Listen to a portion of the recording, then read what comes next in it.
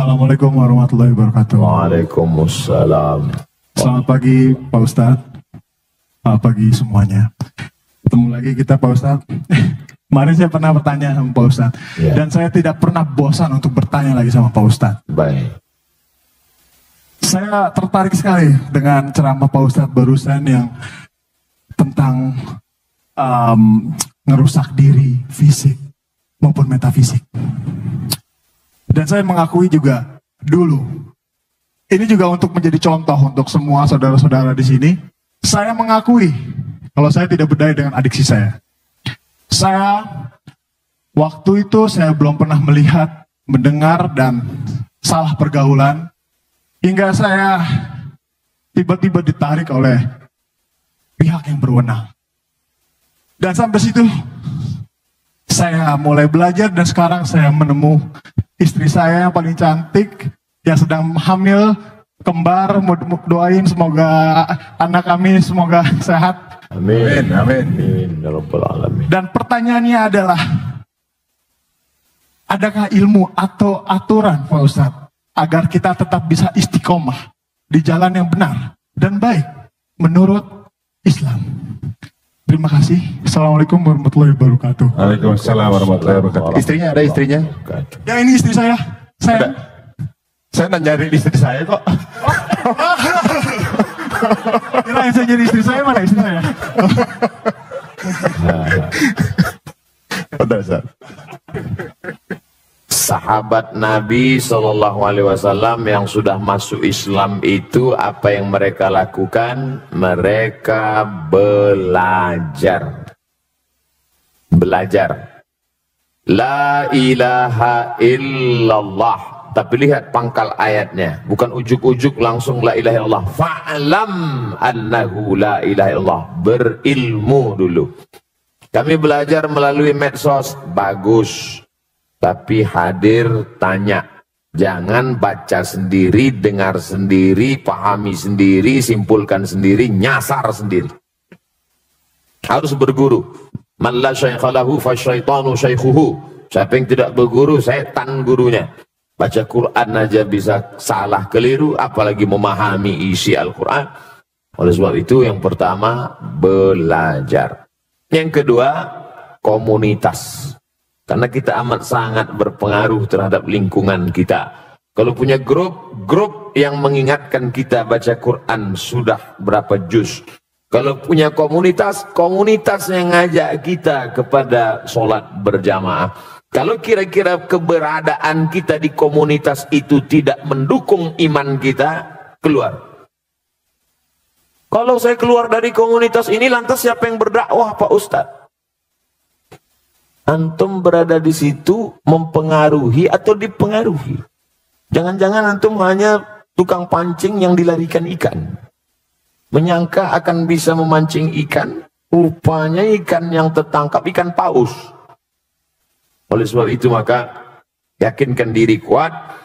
Setelah kuat bisa baru. Ada periode Makkah, tapi ada periode Madinah Al-Munawwarah. Setelah kuat, yakin, maka komunitas-komunitas yang kira-kira bisa dipengaruhi. Tapi kalau tidak, komunitas yang menguatkan iman kita. Yang ketiga, pentingnya menerima nasihat bukan hanya dari telinga, ceramah, khutbah, seminar, pengajian, tausiah, tapi nasihat mata yang tidak bersuara, tak berbunyi. Wa kafa bil mauti wa'iza. Cukuplah kematian sebagai nasihat. Makanya kalau ada orang meninggal datang, syukur-syukur bisa ikut gali kuburnya, ikut masuk ke dalam. Man syahidal jaza janazata, siapa yang menyaksikan jenazah hatta tusalla alaiha, sampai solat jenazah dapat pahala balasan qirat, 1 qirat. Wa man syahidal janazata hatta tudfan, siapa yang menyaksikan solat jenazah ikut sampai ke pemakaman, lahu qiratan, dapat 2 qirat. Sahabat bertanya, wa mal qiratan ya Rasulullah? Apa 2 qirat itu wahai Rasulullah? Rasulullah menjawab, mithlul jabalainil azimaini, seperti 2 gunung bukit yang pahala besar. Apa hikmah di balik itu? Melihat nasihat dengan mata. Kalau dilaksanakan ini insya Allah masuk yang keempat. Jangan lupa mohon doa. Makanya selesai pertemuan berdoa. Selesai, Ustaz doakan saya, doakan juga saya. Ustaz mohon doanya, doakan juga saya. Saya tak pernah berhenti mengucapkan itu. Karena kita tak tahu entah dari mulut yang mana doa itu menembus pintu-pintu langit. Boleh jadi kita merasa kita hebat, kita berilmu, tapi hati kita kotor. Ada dia yang bukan ustadz, bukan siapa-siapa, baru saja tobat, bersih hatinya sebersih-bersihnya. Lalu dari hati itu terpancar doa, dari doa itulah dikabulkan Allah. Makanya selalu saya katakan, doakan Ustaz Abdul Somad, doa dalam keadaan mati husnul khatimah. Jangan sekarang, kita masih ada jadwal lagi. Tadi saya dengar Ustadz bilang bahwa yang benar, yang tahu benar dan salah itu cuma Allah Subhanahu wa Ta'ala. Di kajian tadi, yang ingin saya tanyakan Ustadz, bagaimana kita berdialog dengan kalbu kita pada saat kita sharing, syiar, coaching, atau apapun istilahnya, ke banyak orang, supaya kita tidak menyakiti hati orang yang bersangkutan. Ini terjadi karena saya besar dari keluarga yang majemuk Ustadz, pluralisme banget, terus terang.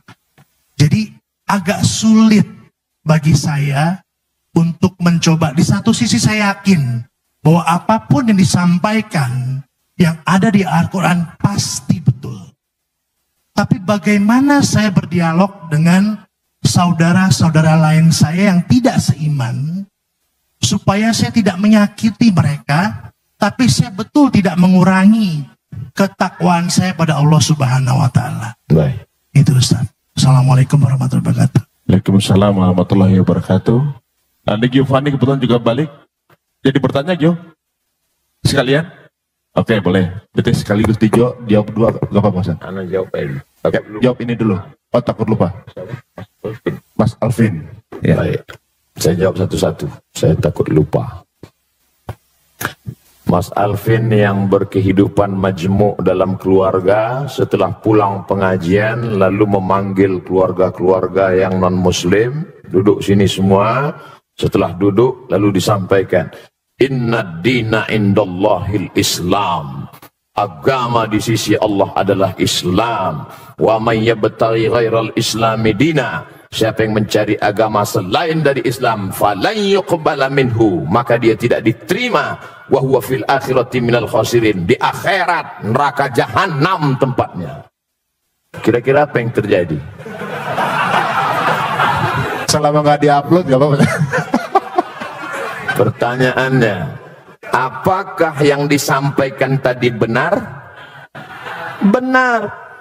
Ini kita bukan bicara masalah kebenaran tidak kebenaran, tapi dalam Islam diajarkan ud'u ila sabili rabbik, ajak orang ke jalan Allah bil hikmah wal mau'izatil hasanah, suri tauladan yang baik, santun, kelembutan.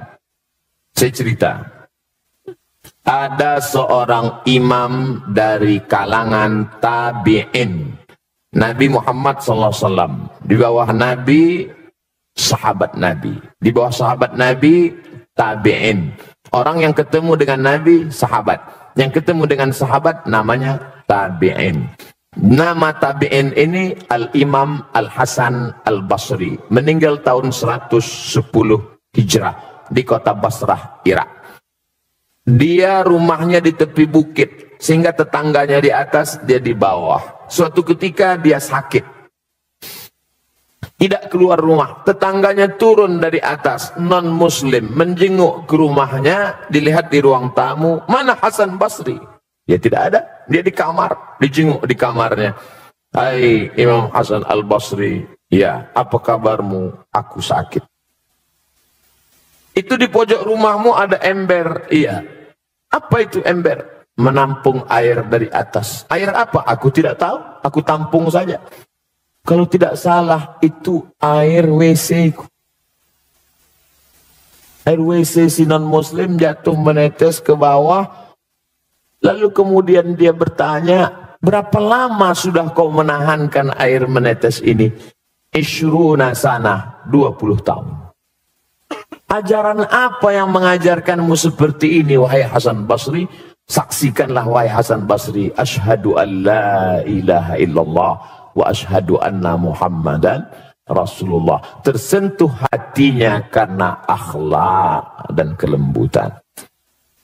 Berapa banyak orang tua yang dulu kehilangan anaknya ketika orang tua itu masih satu keyakinan dengan dia, tak pernah datang, mabuk narkoba, tapi ketika sudah masuk Islam, membawa makanan, menyentuh kebaikan, memeluk ciumnya, karena Islam tak melarang putus hubungan walaupun beda agama. Akhirnya orang tua itu tersentuh, berkata, dulu kusangka kalau anakku pindah agama dia akan hilang, tapi justru sekarang kau makin dekat dengan aku. Saksikanlah, na asyhadu an la ilaha illallah wa asyhadu anna Rasulullah. Tapi sayangnya itu hanya di sinetron aja. Kita mau contohkan real dan nyata. Oleh sebab itu maka sentuhlah dia dengan akhlak Islam, karena Allah Subhanahu wa taala tidak pernah memuji Nabi Muhammad SAW.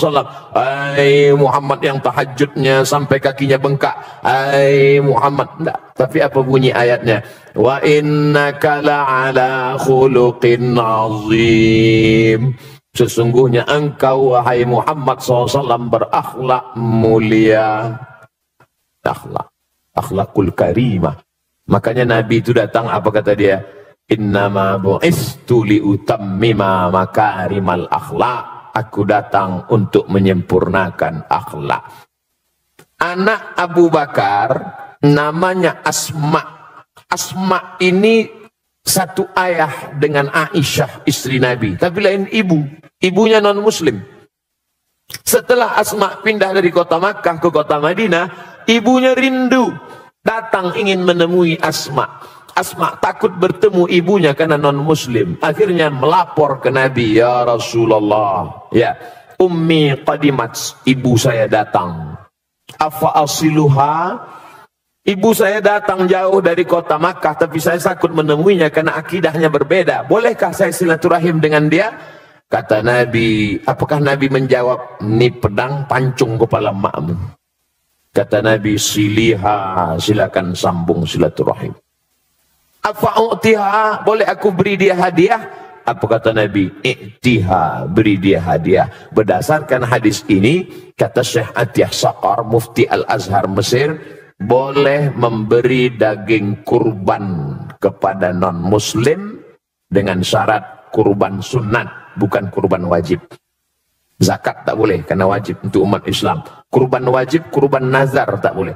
Kalau nanti saya punya anak, saya bernazar mau kurban ya Allah, tapi kalau enggak punya anak sampai mati enggak mau kurban, itu enggak boleh.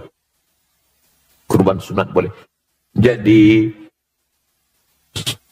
saudara saya Mas Alvin, maka tunjukkan saja dengan perilaku, dengan kelembutan, dengan akhlak, tahadu tahabu, saling berbagi hadiah, maka kau akan berkasih sayang. Salaman, menghilangkan kedengkian, kemarahan, kelembutan, maka insya Allah, tapi tetap dengan berpegang ada aturan-aturan kehidupan sosial, tak masalah. Tapi kalau sudah terkait dengan akidah, harus tegas. Wala ana abidum ma'abadtum wala antum abiduna ma'abud lakum dinukum waliyadin. Wallahu a'lam. Assalamualaikum warahmatullahi wabarakatuh. Waalaikumsalam.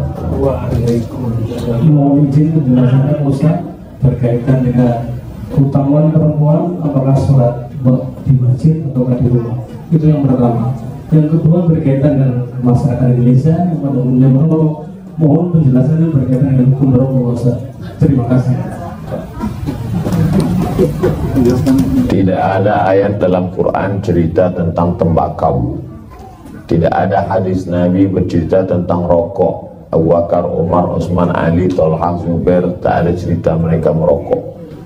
Maka karena tidak ada dalam Quran, tidak ada hadis, maka ulama berijtihad. Lain ulama, lain hasil ijtihadnya. Hasil ijtihad Syekh Ali Jum'ah Mufti Mesir menetapkan rokok haram. Hasil ijtihad Mufti Mesir Syekh Nasr Farid Wasil waktu saya kuliah ditempel di dinding-dinding masjid. Mamnu tadkhin, dilarang merokok. At-tadkhin haramun syar'an, merokok haram. Majlis Tarjih Muhammadiyah menetapkan rokok haram. Menurut Majelis Ulama Indonesia, rokok haram bagi ibu hamil, ibu menyusui, anak-anak, orang tua, orang sakit. Tapi bagi orang yang sehat tidak sampai haram, hanya makruh. Saya hanya jelaskan semuanya, pilihlah. Kalau ulama memilih dalil, maka kita memilih hasil ijtihad. Ustaz sendiri merokok, saya tidak merokok. Ini masalah nomor 2. Masalah yang pertama, perempuan itu sholat di masjid apa di rumah? Pertama, kalau kita pergi ke Masjidil Nabawi, menghadap ke arah kiblat, pintu sebelah kiri itu ada 3. Pintu Babul Baqi, Babu Jibril, di belakang Babu Jibril Babun Nisa. Masuk akalkah pintunya ada, orangnya nggak ada? Menunjukkan bahwa ada perempuan sholat di masjid. Dalil yang kedua, kata Nabi, khairu sufufir rijal, sebaik-baik saf laki-laki di depan, sebaik-baik saf perempuan belakang. Masuk akalkah Nabi ngatur sop perempuan kalau perempuannya nggak ada? Maka kalau seandainya perempuan nggak ada, pasti Nabi mengatakan sebaik-baik sop laki-laki sini, yang perempuan pergi pulang. 3. Nabi bercerita tentang sahabat i'tikaf Rasulullah SAW. Nabi i'tikaf ketika masih hidup. Summa i'takafa azwajuhu min ba'dih. Setelah Nabi meninggal, istrinya i'tikaf. Salat 5 menit, i'tikaf 10 hari 10 malam. Kalau yang 10 hari 10 malam boleh, apalagi yang 5 menit. 4. Aisyah istri Nabi, Ummul Mukminin, ibu kita radhiyallahu anha, Aisyah melihat perempuan salat dan pulang, mereka menutupi dirinya bimurutihinna, mereka menutup pakai kain panjang sampai tak terlihat orang lain. Artinya ada perempuan salat tapi dia tutup dirinya supaya tidak menimbulkan fitnah. 5.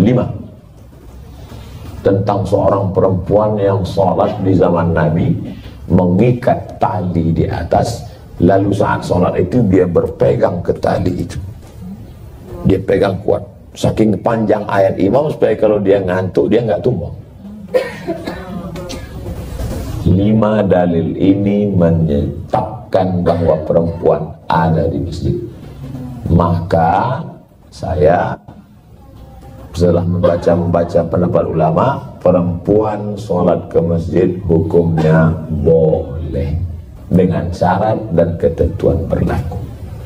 Tidak memakai perhiasan berlebihan, tidak memakai pakaian sempit, tidak bersolek jahiliyah, tidak menimbulkan fitnah. Nah, itu. Saya pernah masuk masjid, itu di belakang masjid kan pasang tirai.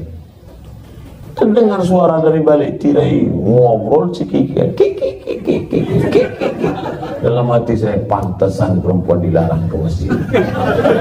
Untung saya sehat, kalau sakit saya sangka hantu, pingsan. Nah, jadi kalau menimbulkan mudarat lebih baik di rumah. Adapun larangan perempuan ke masjid menyatakan perempuan lebih baik di dalam tempat yang sempit, dalam pekarangan rumah, lebih baik dalam rumah, lebih baik dalam kamar ketika menimbulkan fitnah.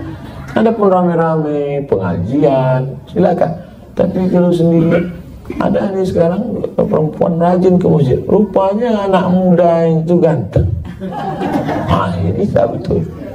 Menimbulkan fitnah. Nauzubillah. Nah, jadi sifatnya kondisional dan situasional. Wallahu a'lam. Alhamdulillah doa saya diijabah. Udah lama pengen nanya sama Pak Ustadz. Akhirnya hari ini, hari pertama saya ikut pengajian musyawarah, langsung dapat kesempatan untuk bertanya. Saya seorang mualaf. Saya memeluk Islam setelah saya menikah. Dan saya merasa Islam suatu agama yang luar biasa. Waktu sebelum saya memeluk agama Islam, saya ke gereja pun setahun sekali udah syukur. Tapi saya bertransformasi menjadi seseorang yang berusaha untuk menjadi lebih baik di Islam sampai bisa sholat 5 waktu, mempelajari yang lain-lain. Pertanyaan saya sama Pak Ustadz adalah, kemarin itu saya udah, anak saya ada tanya sama saya, Dedi, kalau surat ini bunyinya apa?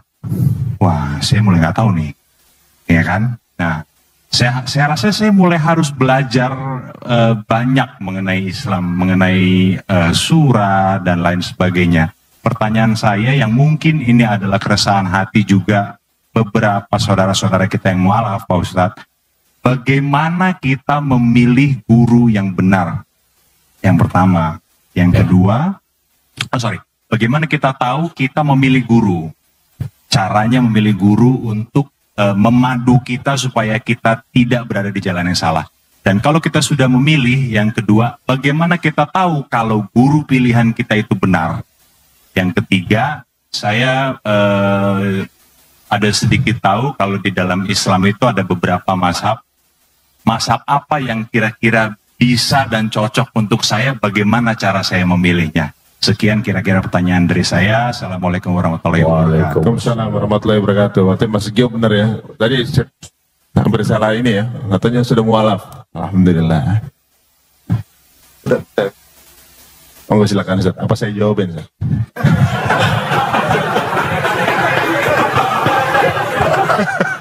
Afwan.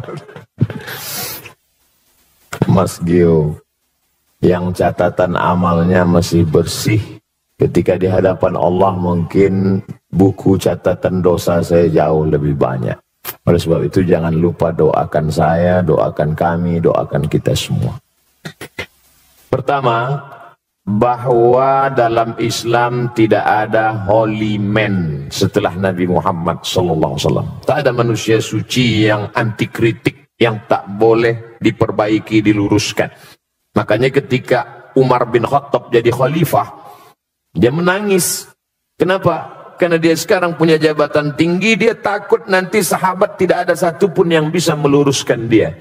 Tapi kemudian ketika ada sahabat berkata, kalau kau salah wahai Umar bin Khattab, aku yang akan meluruskanmu. Dia peluk, alhamdulillah masih ada hamba Allah yang meluruskan. Abdul Somad, manusia biasa, bisa benar, bisa salah.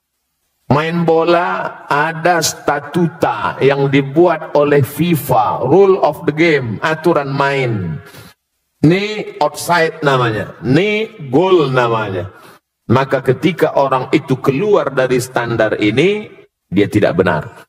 Idza ra'aitar rajul, seorang yang diyakini sebagai wali Allah. Kita tahu ada wali songo, manusia yang punya karamah, kemuliaan. Dalam kitab Al-Luma', cahaya-cahaya, ditulis oleh Imam Saraj At-Tusi. Kata seorang guru, ayo kita menjenguk wali Allah. Ini wali Allah hebat, ayo. Sampai di dalam masjid, muridnya nanya, mana wali Allah? Itu yang ada di depan. Masya Allah, wali Allah. Ya, berapa lama setelah itu, yang disangka wali Allah tadi, meludah di dalam masjid. Kata gurunya, ayo kita tinggalkan, ini wali setan. Kenapa? Karena perbuatannya bertentangan dengan syariat Islam, haram meludah dalam masjid. Jadi mesti ada aturan, kalau tidak aturan nanti kacau balau. Jelas-jelas ini orang tidak benar. Ketemu di tempat maksiat, minum khamar, tetap juga digurukan. Tidak bisa. Itu siapa? Guru spiritual saya. Tapi dia minum khamar. Khamar yang kelihatan mata kita dia minum, itu sebenarnya kalau sudah sampai lehernya berubah jadi zam-zam. benar. Bagaimana kalau ternyata dia bisa jalan di atas air, ternyata dia bisa terbang di awan? Disebutkan dalam kitab Tanbihul Mughtarrin, peringatan bagi orang yang tertipu.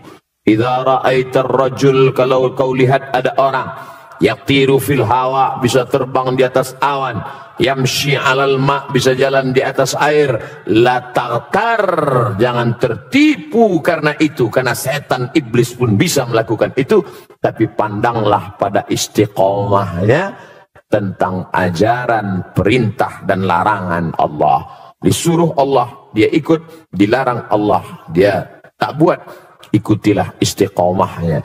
Maka alhamdulillah musyawarah ada guru-guru yang istiqomah, Ustaz Adi Hidayat, kemudian Ustaz Umar Mita, ustaz-ustaz kita yang banyak yang dalam koridor Ahlus Sunnah wal Jamaah. Tanya ke Ustaz Adi Hidayat, beliau punya banyak kadar-kadar hafal Al-Quran. Ustaz, saya mau belajar Quran dari awal, mau ngaji.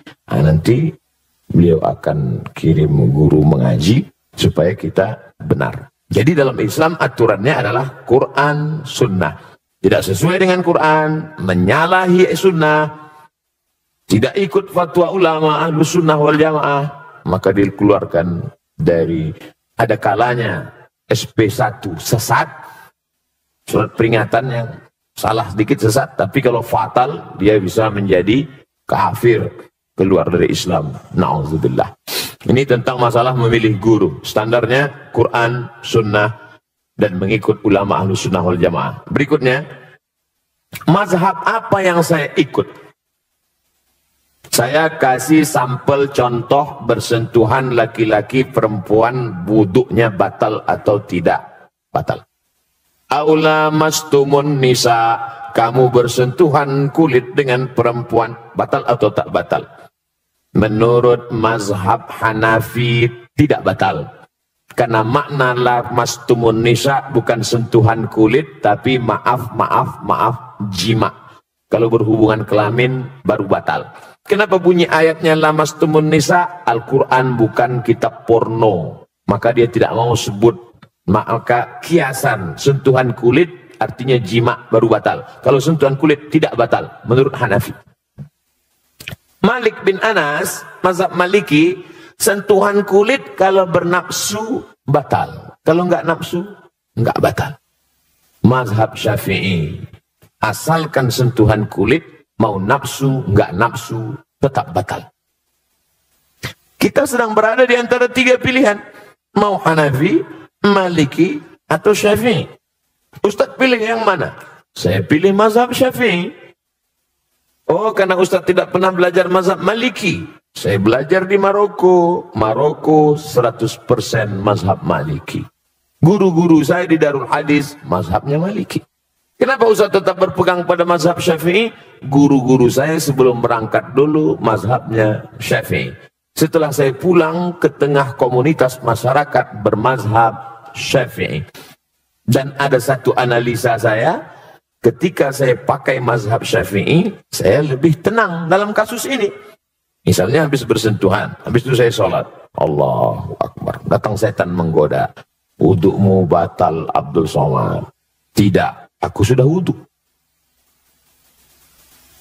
Tapi andai saya pakai mazhab Maliki, wudukmu batal Abdul Somad. Tidak. Tadi kamu nafsu. Enggak. Ada dikit. Tapi saya tidak menyalahkan mazhab Maliki. Karena ketika saya salahkan mazhab Maliki, berarti saya menyalahkan guru-guru saya dulu. Selama masih dalam Ahlus Sunnah wal Jamaah. Tapi jangan gara-gara ngaji begini lalu semua benar. Kamu kenapa enggak sholat? Mari kita berlapang dada menerima perbedaan. Oh, nggak bisa. Ini antara sesama sholat tapi beda. Maka kata Syekh Yusuf Qardawi, sebenarnya orang awam dia nggak punya mazhab. Mazhabnya adalah mazhab gurunya. Apa mazhab gurunya? Ya itulah mazhab dia. Kebetulan saya berguru kepada guru-guru yang bermazhab Syafi'i. Maka saya ikut mazhab Syafi'i. Andai dulu saya lahir di India, di sana mazhabnya Hanafi, mungkin saya sekarang mazhab Hanafi. Andai saya dulu orang Maroko, mungkin sekarang mazhab Maliki. Tapi kemudian setelah belajar dalam beberapa tidak secara keseluruhan tentang bayar zakat pakai uang misalnya. Dalam hal ini pakai mazhab Hanafi. Kalau mazhab Syafi'i mesti pakai beras. Kalau orang miskin dikasih beras numpuk, akhirnya dia mau beli baju kan tidak mungkin pakai beras barter. Beras itu dijual juga, akhirnya perlu uang juga. Kenapa nggak langsung aja pakai uang?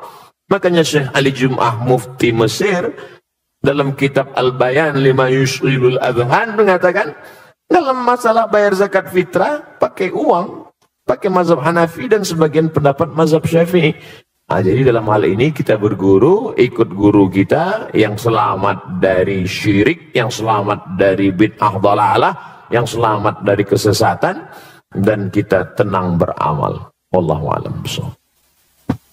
Bagaimana saya memberikan barang itu kepada ahli waris atau bagaimana biasa? Terima kasih, Assalamualaikum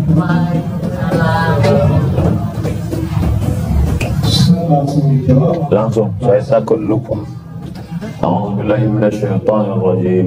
Min ba'di wasiyyati yusi biha aw dain. Harta warisan baru boleh dibagi setelah dikeluarkan dua. Yang pertama wasiat, yang kedua bayar utang. Makanya jangan senang dulu kalau orang tuanya punya harta warisan 1 miliar. Boleh jadi wasiatnya 300 juta, utangnya 2 miliar. Makanya jangan beli ruko ini, bermasalah karena antara ahli waris masih bertikai konflik.